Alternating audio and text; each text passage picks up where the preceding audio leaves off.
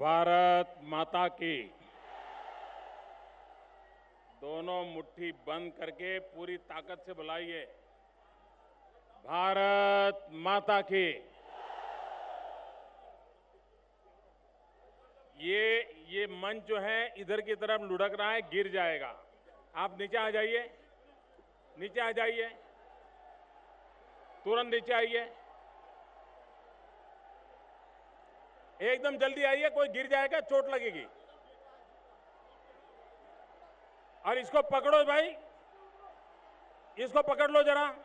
नहीं नहीं, इसके पोल पकड़ लो, सारे नीचे खड़े हैं वो पोल पकड़ लो, बांस को पकड़ लो, बांस को पकड़ लो, नीचे जो नीचे खड़े हैं बांस को पकड़ लें। इस तरफ दबाइए, बांस को इस तरफ दबाइए, सब लोग जो नीचे खड़े हैं बांस के पास। नीचे आइए जल्दी भाई, ये गिरेगा, वो भी गिरेगा। नीचे आ जाइए भैया, ये बांस ये गिर जाएगा पूरा पंडाल, आपको चोट आएगी।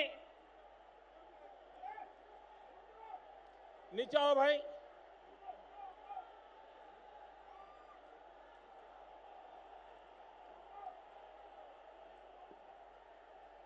नीचे आकर के हर कोई बांस को पकड़ ले ताकि बांस गिरे नहीं।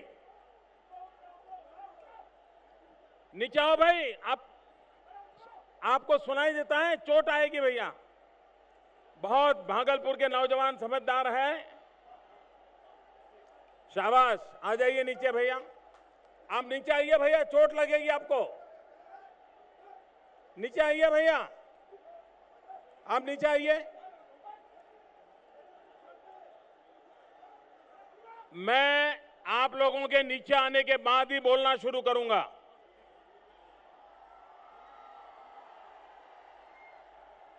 देखिए, हमारी जिंदगी बहुत कीमती है। ये चुनाव तो आएंगे जाएंगे,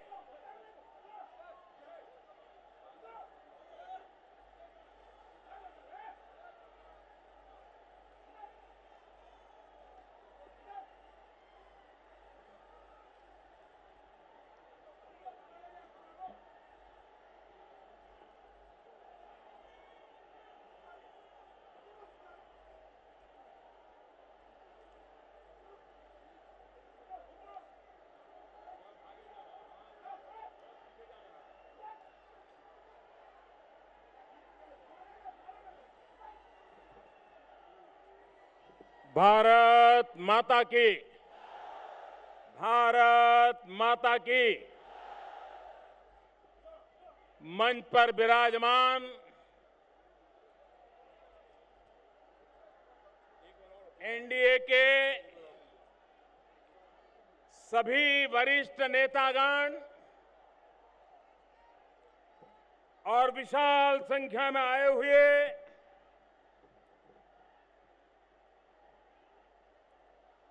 भागलपुर के मेरे प्यारे भाइयों और बहनों,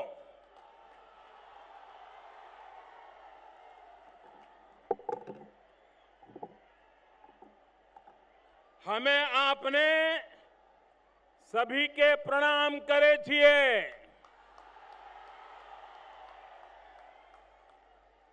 आपने सबके आशीर्वाद चाहिए। भाइयों बहनों, ये कर्णराज की भूमि है।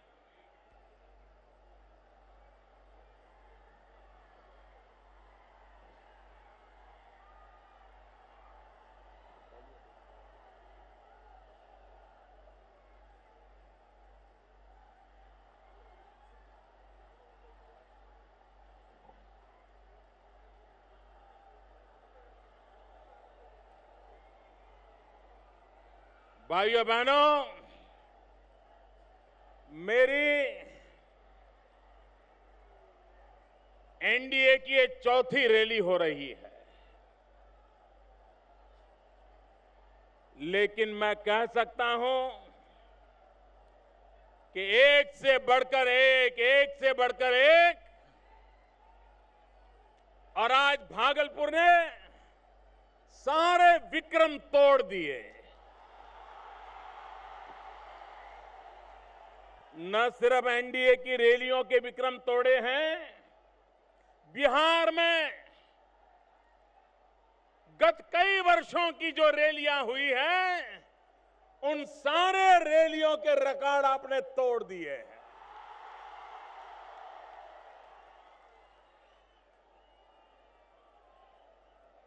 जो पॉलिटिकल पंडित है, वे भली भांति हवा का रुख पहचान लेंगे। जनता जनार्दन का मिजाज क्या है, ये लोग पहचान लेंगे। भाइयों बहनों, मैं साफ देख रहा हूं, 25 साल के बाद पहली बार बिहार की जनता जनार्दन विधानसभा में विकास के लिए वोट करने का संकल्प कर चुकी है और विकास के लिए सरकार बनाने का निर्णय कर लिया है। भाइयों बहनों, अब इस विजय यात्रा को कोई रोक नहीं सकता है।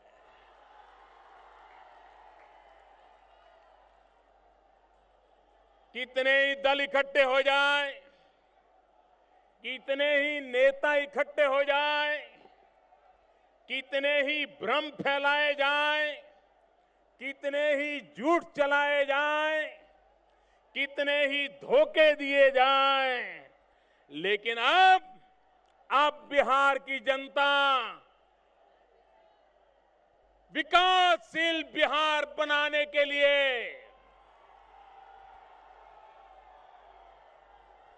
एक प्रगतिशील बिहार बनाने के लिए, रोजगार देने वाला बिहार बनाने के लिए, किसानों का कल्याण करने वाले बिहार बनाने के लिए, माताओं बहनों की रक्षा करने वाला बिहार बनाने के लिए ये बिहार के लोग वोट करने वाले हैं। भाइयों बहनों, आप मुझे बताइए भाइयों, ये चुनाव विधानसभा का है कि नहीं है? ये चुनाव बिहार की सरकार चुनने के लिए है कि नहीं है? यहां से चुन करके जो विधायक जाएगा वो बिहार की सरकार बनाएगा कि नहीं बनाएगा? जो बिहार में सरकार बनेगी वो बिहार का भला करने के लिए बनानी है कि नहीं बनानी? मुझे बताइए भाइयों बहनों, अगर चुनाव बिहार विधानसभा का है, 25 साल से जिन लोगों ने बिहार में राज किया है, उन लोगों ने अपने 25 साल के काम का हिसाब देना चाहिए कि नहीं देना चाहिए? क्या काम किया वो बताना चाहिए कि नहीं? कैसे किया वो भी बताना चाहिए कि नहीं? जनता जनार्दन को अपने काम का हिसाब देना चाहिए कि नहीं देना चाहिए? भाइयों बहनों, मैं आपको वादा करता हूं, 5 साल के बाद 2019 में जब लोकसभा का चुनाव आएगा, मैं फिर से आपके पास वोट मांगने के लिए आऊंगा और जब 2019 में आऊंगा तो दिल्ली में मेरी सरकार ने क्या काम किया है, पाई पाई का हिसाब दूंगा, पल पल का हिसाब दूंगा। भाइयों बहनों, लोकतंत्र में जो सरकार में बैठे हैं उनकी जिम्मेवारी बनती है कि वे 25 साल में सरकार में रहने के अपने काम का उन्होंने हिसाब देना चाहिए। लेकिन आपने देखा होगा ये अपना हिसाब तो दे ही नहीं रहे हैं। 25 साल में क्या काम किया, बिहार का क्या हाल किया, विकास क्यों नहीं आया, रास्ते क्यों नहीं बने, बिजली क्यों नहीं मिली, इसका जवाब नहीं दे रहे हैं और जवाब मोदी का मांग रहे हैं। मुझे बताइए भाइयों बहनों, मेरे से जवाब लोकसभा के चुनाव में मांगना चाहिए कि नहीं मांगना चाहिए? मुझे लोकसभा के चुनाव में जवाब देना चाहिए कि नहीं देना चाहिए? मैं जनता जनार्दन का सेवक हूं। मेरा दायित्व बनता है जब लोकसभा का चुनाव आए मुझे आपको हिसाब देना चाहिए और मेरे काम के आधार पर आपसे वोट मांगने चाहिए। लेकिन मेरे भाइयों बहनों, ये सरकार में बैठे लोग अपने काम का और अपने कारनामों का हिसाब देने के लिए तैयार नहीं है और इसलिए मैं बिहार की जनता से आग्रह करता हूं कि जो सरकार में बैठे हैं वो अगर आपसे वोट मांगने आए, आप उनको सवाल कीजिए कि आपने वादा किया था कि 2015 में अगर मैं बिजली न दूं तो मैं वोट मांगने के लिए नहीं आऊंगा। ये कहा था, ये कहा था। बताइए मेरे भाइयों बहनों, कहा था? उन्होंने बिजली देने का वादा किया था, बिजली आई, बिजली मिली, वो आए कि नहीं आए? वादा तोड़ा कि नहीं तोड़ा?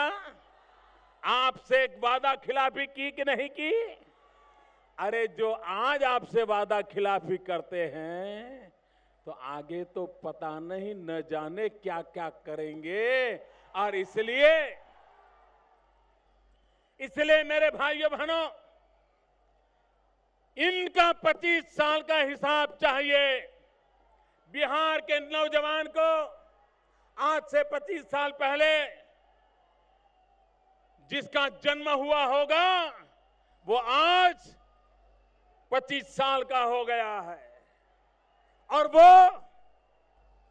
वो पूछ रहा है कि मुझे यहां से कलकत्ता जाना हो, पढ़ने के लिए क्यों जाना पड़े, दिल्ली क्यों जाना पड़े। वो पूछ रहा है रोजी रोटी कमाने के लिए मुझे बिहार छोड़ने के लिए मजबूर क्यों होना पड़े।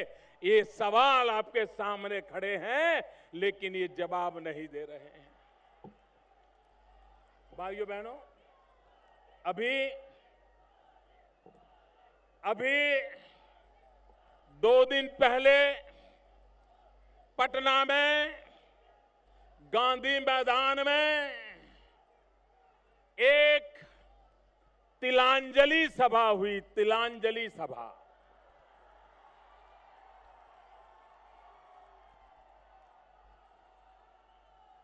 उस सभा में राम मनोहर लोहिया जी को तिलांजलि दी गई। उस सभा में जयप्रकाश नारायण जी को तिलांजलि दे दी गई। उस सभा में कर्पूरी ठाकुर को तिलांजलि दे गई। भैया, राम मनोहर लोहिया और उनके सारे चेले चपाटे जीवन भर कांग्रेस के खिलाफ लड़ते रहे। देश को बचाने के लिए जेलों में भी सत्याग्रह करके पहुंचते रहे। लेकिन उन्हीं के चेले सत्ता स्वार्थ के लिए सत्ता की भूख के लिए राम मनोहर लोहिया जी को छोड़ करके परसों गांधी मैदान में उन लोगों के साथ बैठे थे जिनका राम मनोहर लोहिया जी ने जीवन भर विरोध किया था। ये कौन से सिद्धांत हैं आपके? ये कौन सी आपकी नीतियां हैं?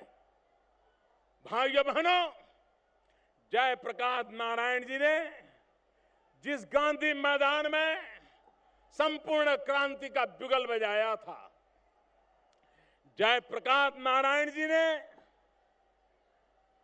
भ्रष्टाचार के खिलाफ एक लड़ाई छेड़ी थी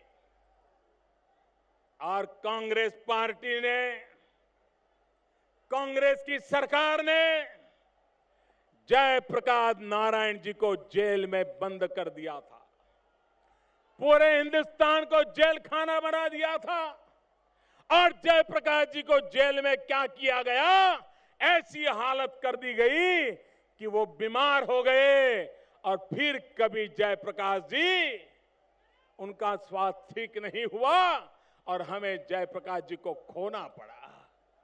मैं इन लोगों को पूछना चाहता हूं, जो लोग जयप्रकाश जी की उंगली पकड़ करके राजनीति के पाठशाला में आए थे और अब तक जयप्रकाश जी के गीत गाके गाके अपनी राजनीति करते रहे थे, उन्होंने परसों जयप्रकाश नारायण को भी तिलांजलि दे दी और उन लोगों के साथ बैठे जिन्होंने जयप्रकाश नारायण जी को जेल के अंदर बंद करके उनके स्वास्थ्य के साथ गंभीर प्रकार की समस्याएं पैदा हुई थी। और इसलिए मैं कहता हूं, ये परसों की सभा एक प्रकार से, ये परसों की उनकी रैली, ये राम मनोहर लोहिया, जयप्रकाश नारायण, कर्पूरी ठाकुर, इन महापुरुषों को तिलांजलि देने की रैली थी। जिन्होंने जयप्रकाश की तिलांजलि की, जिन्होंने राम मनोहर लोहिया जी की तिलांजलि की, जिन्होंने कर्पूरी ठाकुर की तिलांजलि की, उनकी तिलांजलि आप करोगे? पक्का करोगे? चुनाव में बटन दबा करके अब इनकी तिलांजलि करने का समय वक्त आ गया है। और इसलिए भाइयों बहनों, मैं सोच रहा था कि गांधी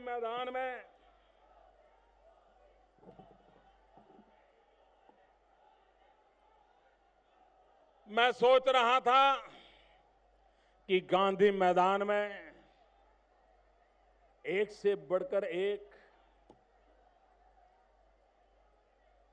सारे लोग बैठे थे। किस चीज में बढ़कर के थे वो तो व्याख्या आप करना, मैं नहीं करूंगा, लेकिन एक से एक बढ़कर के एक थे।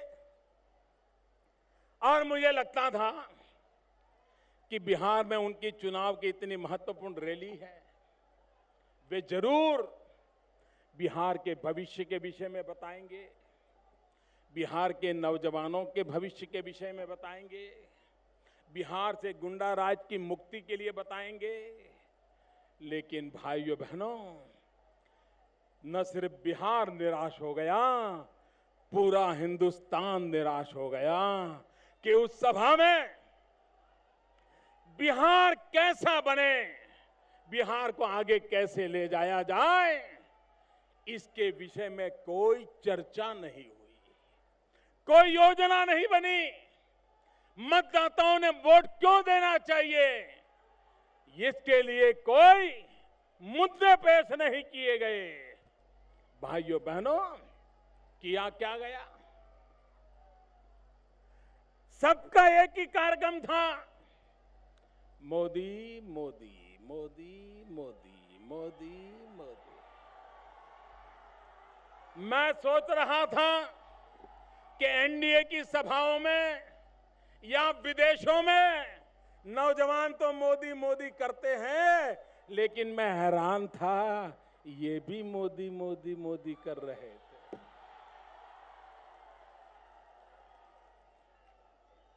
भाइयों बहनों,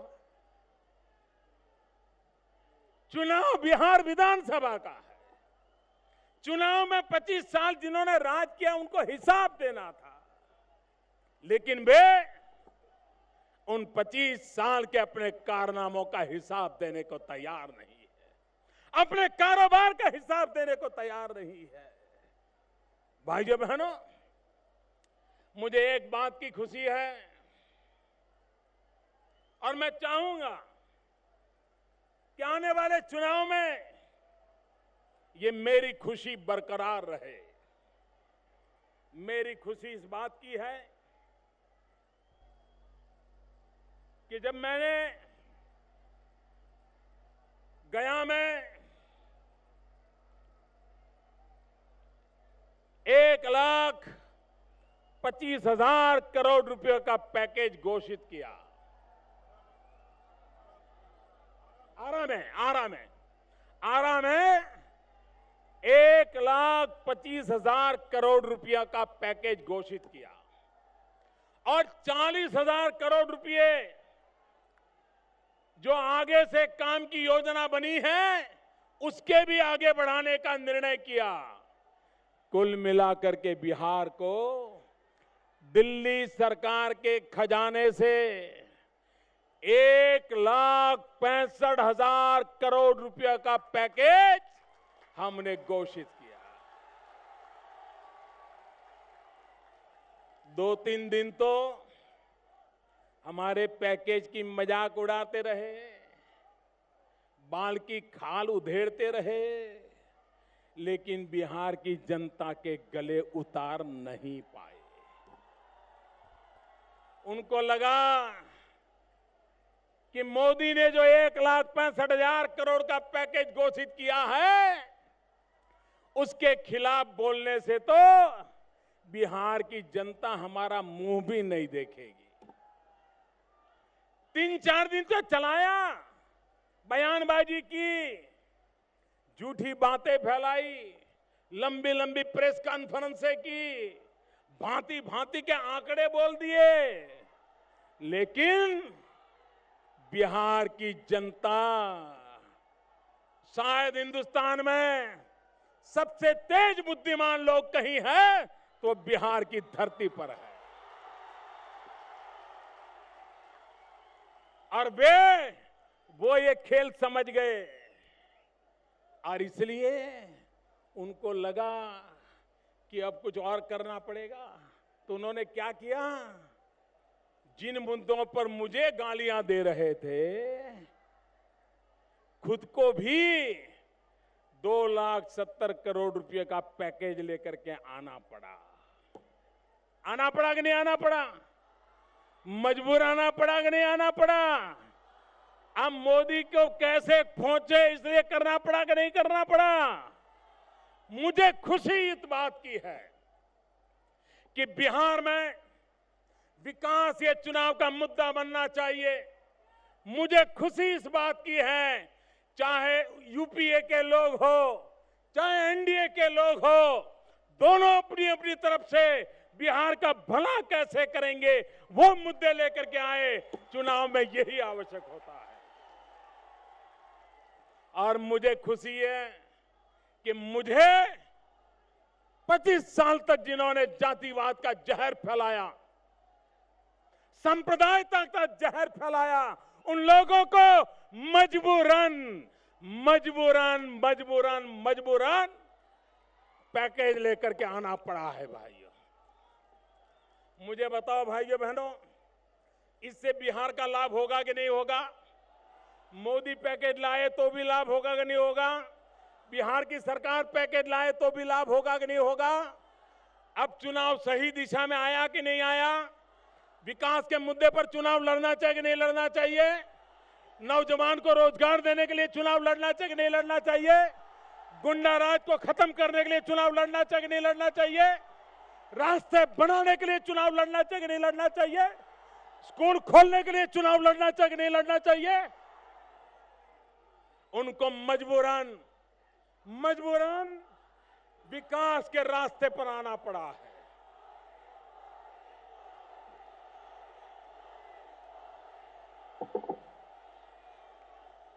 और इसलिए भाइयों बहनों, मैं तो चाहता हूं दिल्ली सरकार और राज्यों के बीच विकास की स्पर्धा होनी चाहिए। मैं तो चाहता हूं कि राज्यों के बीच विकास की स्पर्धा होनी चाहिए। लेकिन मेरे भाइयों बहनों, अभी भी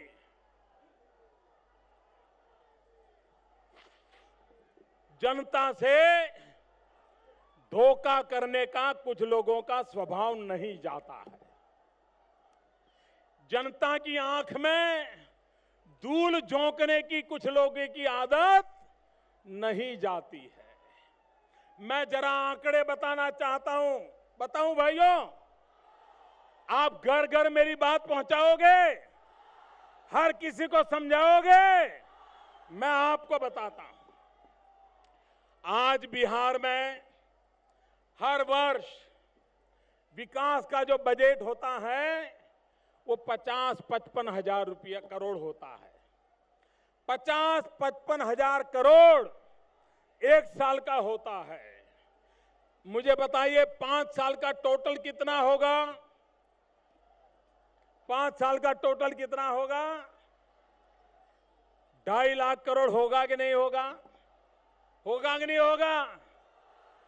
अगर 55 हजार है तो 2,70,000 करोड़ के पास पहुंच जाएगा कि नहीं पहुंच जाएगा?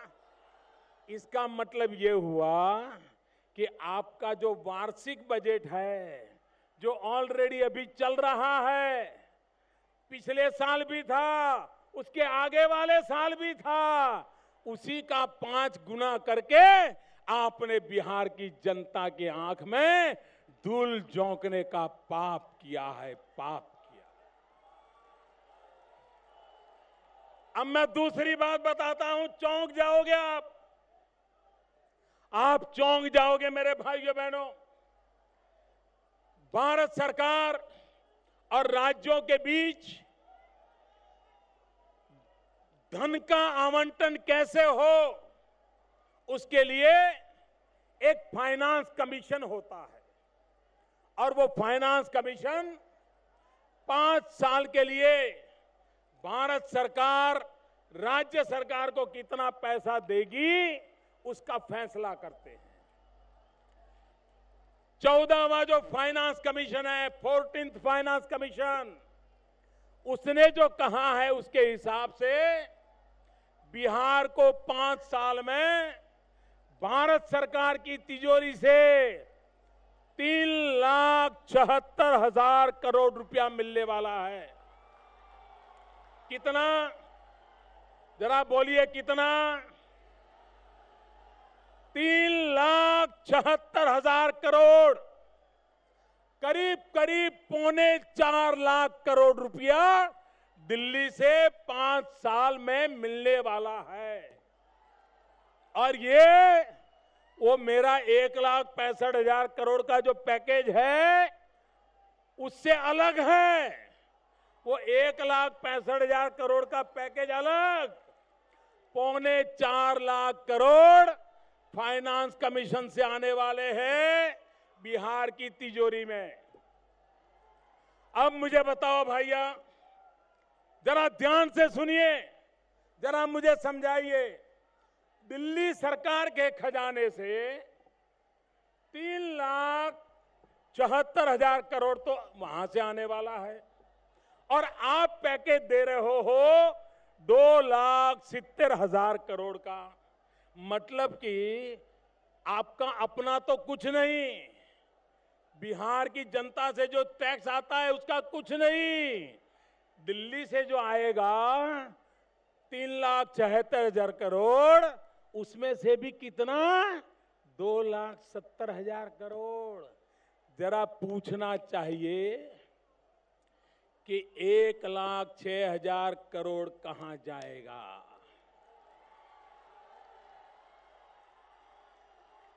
1,06,000 कहां जाएगा? बताओ जरा, 1,06,000 करोड़ कहां जाएगा?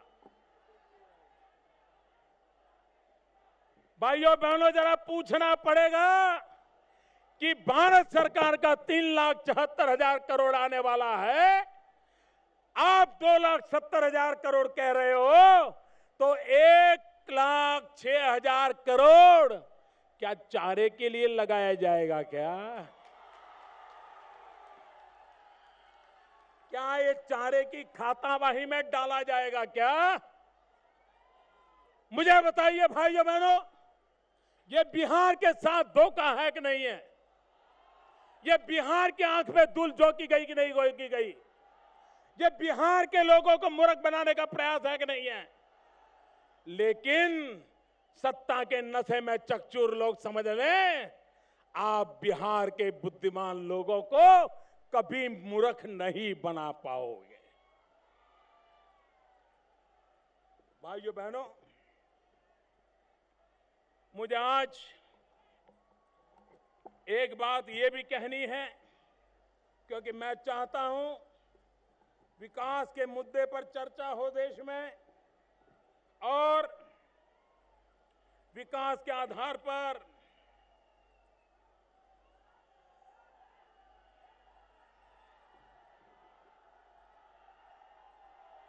मैं आज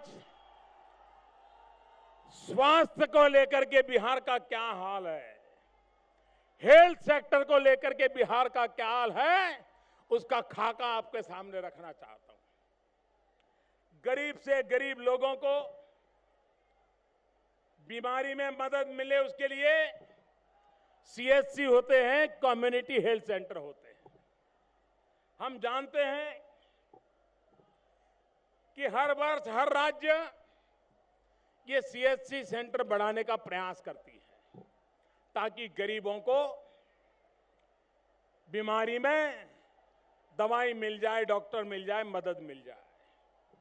लेकिन भाइयों बहनों, जरा बिहार का चित्र देखिए। हमारे देश में 3,300 सीएचसी बढ़कर के 5,300 हुई है। देश में करीब 2,000 सीएचसी बढ़े। राजस्थान में पहले 326 सीएचसी सेंटर थे, वो 567 हो गए, करीब करीब 200 से ज्यादा बढ़ गए।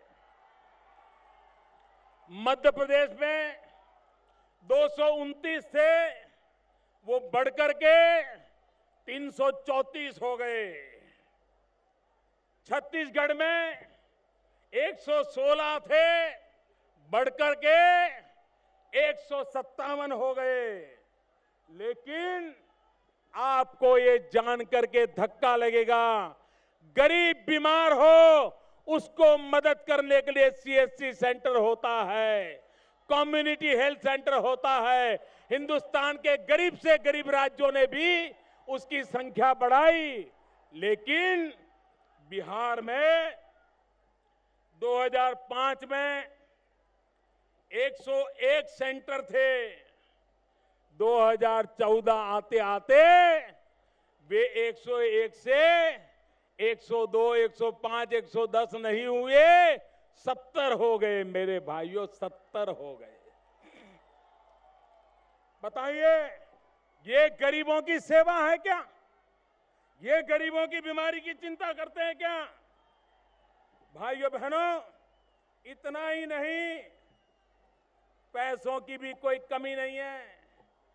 भारत सरकार ने आरोग्य विभाग के लिए, स्वास्थ्य के लिए, ये बिहार सरकार को जो पैसे दिए थे, उसमें से 521 करोड़ रुपया वे खर्च नहीं कर पाए, पड़े रहे। मुझे बताइए, पैसे हो उसके बावजूद भी काम ना हो, ऐसी सरकार को निकालना चाहिए कि नहीं निकालना चाहिए? ऐसी सरकार को हटाना चाहिए कि नहीं हटाना चाहिए? हमेशा के लिए हटाना चाहिए कि नहीं हटाना चाहिए? गरीब को दवाई मिलनी चाहिए कि नहीं मिलनी चाहिए? बीमार को डॉक्टर मिलना चाहिए कि नहीं मिलना चाहिए? भाइयों बहनों, हमें ये टोना मारा जा रहा है कि मोदी जी को 14 महीने के बाद बिहार की याद आई। भाइयों बहनों,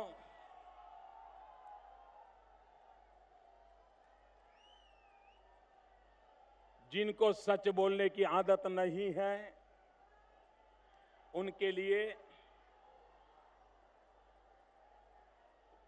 मुझे ये बात बतानी जरूरी नहीं लगती है, लेकिन मुझे बिहार की जनता को मेरे काम का हिसाब देना चाहिए, इसलिए मैं कहना चाहता हूं, हमें बिहार की याद नहीं आई। भाइयों बहनों, जब नेपाल में भूकंप आया और मुझे लगा कि ये भूकंप का असर बिहार में भी हुआ होगा, मैं पहला व्यक्ति था जिसने बिहार के मुख्यमंत्री को फोन किया कि भूकंप की स्थिति में आपकी क्या स्थिति है। उन्होंने कहा, मोदी जी मैं तो दिल्ली में हूं, मुझे अभी तो कोई जानकारी नहीं है। मैंने बिहार के हर जिले में फोन किया, एनडीए के हर नेता से फोन किया, सबको दौड़ाया। मैंने कहा ये भूकंप का असर बिहार के भी नेपाल से सटे हुए जिलों में हो सकता है, तुरंत पहुंचिए। इतना ही नहीं, मेरी सरकार के मंत्रियों को बिहार के हर जिले में भेजा, जबकि बिहार की सरकार ने क्या किया वो आप जानते हैं। भूकंप के कारण जिनको मुसीबत आई है, इनकी चिंता करने का काम सबसे पहले सिर्फ दिल्ली सरकार ने नहीं, प्रधानमंत्री ने खुद ने किया था। मेरे भाइयों बहनों, इतना ही नहीं, पिछले वर्ष हमारी सरकार नई नई बनी थी और नेपाल में कोसी नदी के ऊपर एक पहाड़ ढह आया, नदी बंद हो गई और लगा कि वहां पानी भरता जाएगा और जिस दिन ये पहाड़ जो आया है वो खिसकेगा तो ये पूरा पानी फिर कोसी की ओर बढ़ेगा और ये पूरा इलाका फिर से एक बार तबाह हो जाएगा। दिल्ली सरकार पहली थी, ये प्रधानमंत्री पहला था जिसने सबसे पहले दिल्ली से हमारे एनडीएमसी के कार्यकर्ताओं मुलाजिमों को जो डिजास्टर मैनेजमेंट का काम करते हैं उनको तुरंत भेजा, नदी के किनारे के गांव खाली करवाए। लोग मानने को तैयार नहीं था, समझाया, मैंने बयान दिया, दिल्ली सरकार पे भी समझाया, दिल्ली सरकार को, नेपाल सरकार को समझाने के लिए दिल्ली से अफसर भेजे और वो पानी तुरंत निकल जाए, जो पहाड़ गिरा है वो हट जाए और कोसी के गांवों की बर्बादी को बचा लिया जाए। और आज मैं नतमस्तक होकर के कहता हूं, ये समय से पहले जागने के कारण, बिहार के प्रति प्रेम होने के कारण हमने कोसी इलाके को डूबने से दोबारा बचा लिया था। मेरे भाई, इतना ही नहीं, ये हमारे मांझी जी मुख्यमंत्री थे और गांधी मैदान में भगदड़ हो गई, कुछ लोग मारे गए। मैं पहला व्यक्ति था जिसने तुरंत बिहार के मुख्यमंत्री जी को फोन किया था और तब वो हमारे साथ नहीं थे।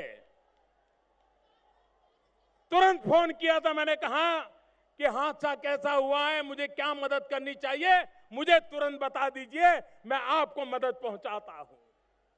भाइयों बहनों, बिहार को जो भूले ही नहीं है तो याद आने का सवाल कहां से उठता है। याद तो उनको आती है जो भूल जाते हैं, सत्ता के नशे में खो जाते हैं, सिर्फ कुर्सी याद रहती है, उनको बिहार की कभी याद नहीं आती है। भाइयों बहनों, इनको बिहार की कितनी चिंता है। हमें कहते हैं बिहार की याद नहीं आती है। हमने बजट में बिहार को आर्थिक पैकेज, इनकम टैक्स में रियायत की घोषणा की थी, ताकि ये स्पेशल अरेंजमेंट के तहत बिहार के अंदर उद्योग लगे, आर्थिक विकास हो, बिहार के नौजवान को रोजगार मिले।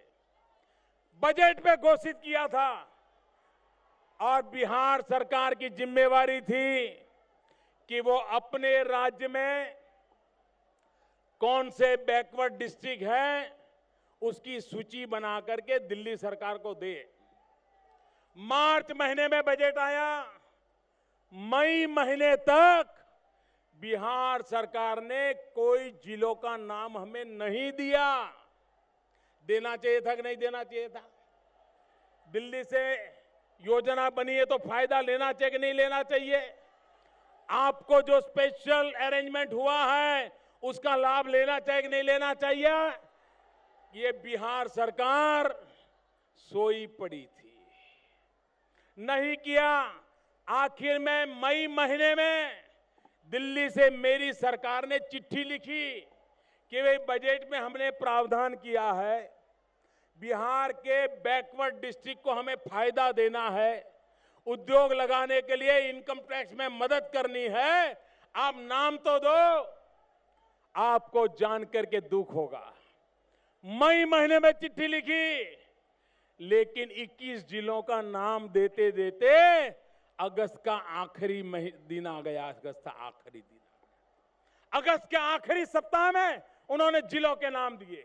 मुझे बताइए, बिहार के लिए तुम मांग कर रहे हो, जो देते हैं उसका तो उपयोग तक नहीं कर पाते हो, कैसे बिहार के लोगों को रोजगार मिलेगा। और इसलिए मेरे भाइयों बहनों, आज मैं आपसे आग्रह करने आया हूं कि आज बिहार विकास की ऊंचाइयों पर जाने की ताकत वाला बिहार, तेजस्वी नौजवानों से भरा हुआ बिहार, महान ऐतिहासिक परंपराओं से संस्कारित हुआ बिहार। आज देश आपसे कुछ मांग रहा है। देश मांग रहा है मेरे भाइयों बहनों। सारे देश को लगता है कि बिहार एक बार आगे निकल गया तो हिंदुस्तान दुनिया में आगे निकल जाएगा। और इसलिए मैं आपसे आग्रह करने आया हूं, भारतीय जनता पार्टी और हमारे एनडीए के साथियों को इस चुनाव में भारी बहुमत से विजयी बनाइए। विकास के लिए वोट दीजिए, बिहार का भाग्य बदलने के लिए वोट दीजिए, और आप जैसा चाहते हो वैसा बिहार बनाने के लिए वोट दीजिए। इसी एक अपेक्षा के साथ मेरे साथ बोलिए, भारत माता की। ऐसे नहीं, आवाज पूरे बिहार में गूंजनी चाहिए। भारत माता की, भारत माता की, भारत माता की, भारत माता की।